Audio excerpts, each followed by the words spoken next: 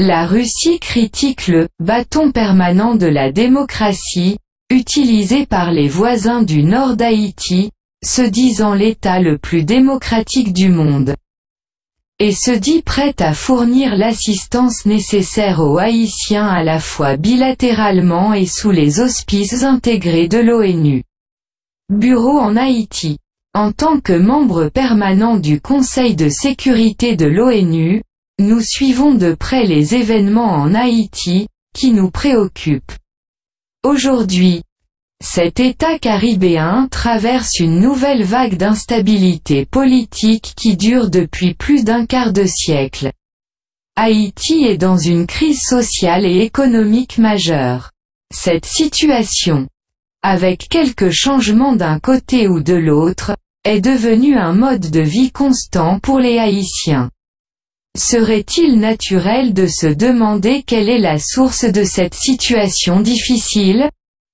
Autrefois un pays riche, Haïti était appelé une perle des Caraïbes au XVIIIe siècle. Il a été le premier pays d'Amérique latine à obtenir son indépendance et à donner l'exemple d'un développement progressif. Pourquoi est-il maintenant en permanence en détresse avec l'un des pays les plus pauvres et les plus instables de la région ? Et est-il particulièrement préoccupant pour le Conseil de sécurité de l'ONU ? Il y a plusieurs raisons à cela. Ils incluent des conséquences plus que son passé colonial. Les problèmes d'organisation et de gouvernance interne sont naturels. Il y a eu des catastrophes naturelles, dont la plus dramatique a été le tremblement de terre de janvier 2010. Cependant, un facteur destructeur différent et absolument d'origine humaine pour Haïti joue toujours le rôle principal dans ces problèmes. Je fais référence à une influence extérieure imposante. Comment pouvons-nous qualifier autrement le « bâton permanent de la démocratie » que les voisins du nord d'Haïti utilisent, se qualifiant d'État le plus démocratique du monde ? À quel autre résultat peut-on s'attendre d'une telle assistance extérieure comme le pouvoir absolu de longue date du clan Duvalier-Washington soutenu par 2 invasions militaires étrangères, en 1915 et 1994 en un siècle ? Ces questions ne sont pas rhétoriques mais ont des réponses. Quels autres résultats peuvent provenir d'une présence extérieure qui imprègne à tout moment tous les domaines de la vie économique et politique d'Haïti et qui vient avec l'imposition d'un pouvoir direct pour déclencher un conflit entre les élites nationales ? Ces génies politiques et sociaux aggravent toujours les problèmes, mais ne contribuent jamais à les résoudre, surtout pendant la pandémie actuelle. La pratique mondiale a prouvé plus d'une fois que toute exportation de modèles de développement étrangers, seuls imposés par la force, quelles que soient leurs particularités, traditions, attitudes ou racines nationales historiques des peuples d'un pays ne peut être comblée que par l'introduction d'un mauvais équilibre des éléments de base du développement de l'État. La destruction des lignes directrices de développement et la rupture des liens économiques naturels.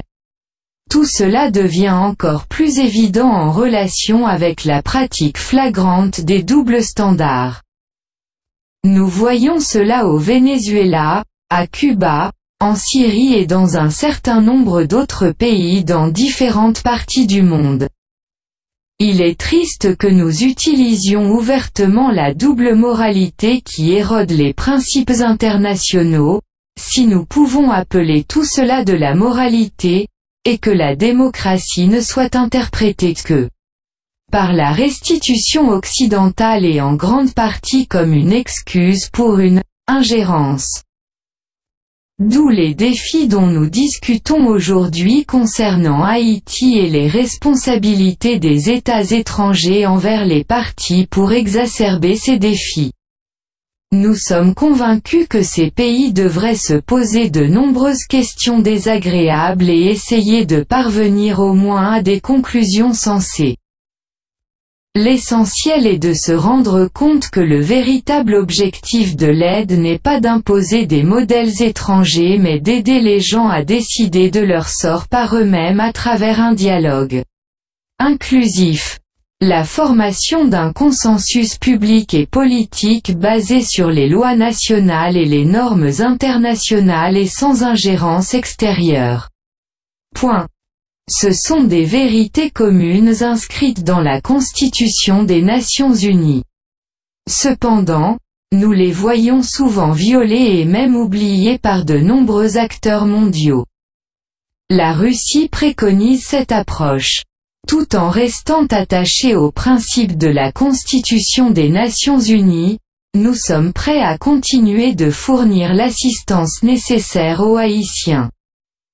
Tant sur le plan bilatéral que sous les auspices du Bureau intégré des Nations Unies en Haïti. Nous avons l'intention d'aider Haïti à rétablir la stabilité politique dans le pays, à maintenir sa sécurité intérieure, à former son personnel, à maintenir la paix et à garantir les droits de l'homme. En savoir plus sur ce texte source requis pour obtenir des informations supplémentaires sur la traduction. Haïti, mesdames et messieurs, Méga Média.